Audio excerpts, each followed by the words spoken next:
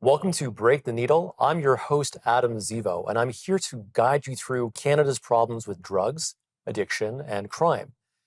Today, we'll be having an in depth interview with Sam Cooper, one of Canada's leading investigative journalists, specializing in transnational organized crime. Sam is the author of the book Willful Blindness, which, since being published in 2021, has become an invaluable resource for police investigators throughout North America.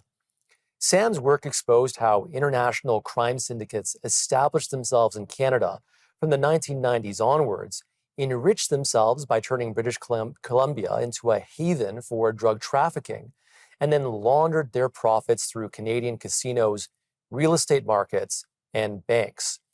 Sam's going to walk us through some of his investigative findings and show how Canada's current fentanyl crisis was the product of decades of government neglect. Welcome to the show, Sam. Great to be with you, Adam. Now, Sam, in your book, you coined the term the Vancouver model to describe Canadian drug trafficking. Can you explain what that means? Yeah, it's an incredibly complex process, but it can be explained simply by saying that in China, where there's tremendous wealth, people often involved in international corruption are able to get their money around the nominal $50,000 capital export limit by working essentially with gangsters worldwide. And so Vancouver, I stumbled onto this model by discovering that real estate, government regulated casinos, luxury vehicles, and all manner of really a big piece of British Columbia's economy was being used in this money laundering model. So, very simply, how it works: if you're in China, all you have to do is make a deal with a gangster in Vancouver who's involved in fentanyl trafficking, heroin, cocaine, internationally with cartels is how it works. They collect tremendous amounts of cash. They warehouse it in Vancouver. And this deal is if you're an ultra wealthy gambler from China, you arrive in Vancouver, you get literally, they got, suitcases, hockey bags of cash, and they could walk into BC government regulated casinos and launder that cash simply by buying casino chips. It was against all Canadian laws and money laundering rules. The casinos accepted this. And, my work did suggest and prove, I believe, that there was willful blindness and corruption involved.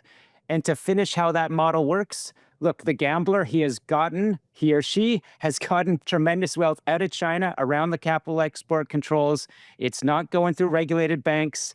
They are taking that drug cash from a gangster in Vancouver who ultimately is laundering, the proceeds of fentanyl precursors from China, giving it to the gambler who then will gamble. They can buy a home in Vancouver and they can pay back that drug cash loan from a Chinese bank to the gangster's bank account in China. So you see that a lot of actors symbiotically have won in an illegal trade that was essentially cleaned and legalized at scale through British Columbia's economy. And that's what the model is.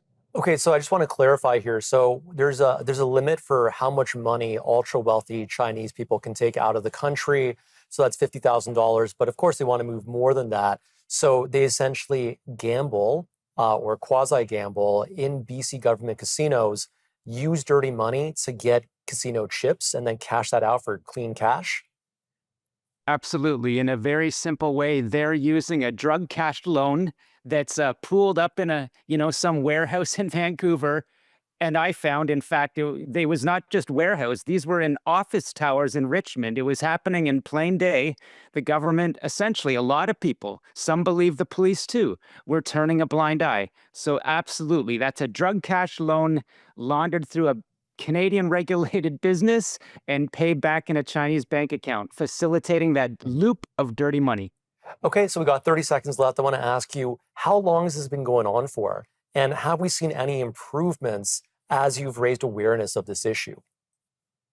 My work has shown that this model really scaled up from the 1990s in Vancouver. In fact, when the government of the day increased betting limits, cash started flooding in over the next decades as they increased limits more. And the short answer is, despite my exposures, It hasn't really gotten worse. It's just gotten better. It's gotten more Well, sophisticated. that's unfortunate. We'll get right back and we'll go into those details.